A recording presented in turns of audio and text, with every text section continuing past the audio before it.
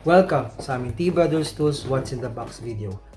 Ang power tool na papakita namin ngayon ay ang Makita KP0800X planer.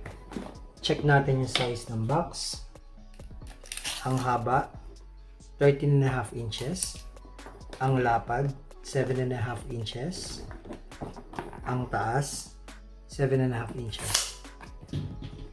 Check na natin yung laman ng box. Manual, warranty card, sharpening holder, wrench, gauge base, edge fence, at yung unit.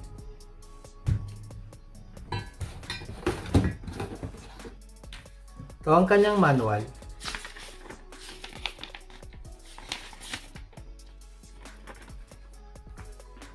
Warranty card,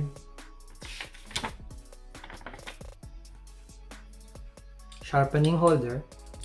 Dito nilalagay yung dalawang talim, sabay pong hahasain. Socket wrench, pag magtatanggal o magkakabit ng talim. Gauge base, pag kakabit nyo na yung talim, dito nyo susukatin. Edge fence, ito yung kanyang straight guide. Ito na ang kanyang unit.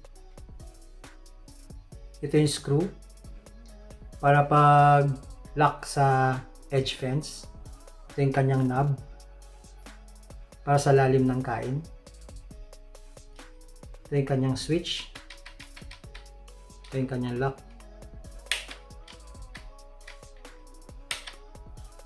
Ito yung foot pag nakalagay na sa surface para maprotektahan yung blade. Ito yung blade. 3 1/4 ang size ng blade. Ito ang wire, nasa 2.5 meters. Ang plug na kasama flat.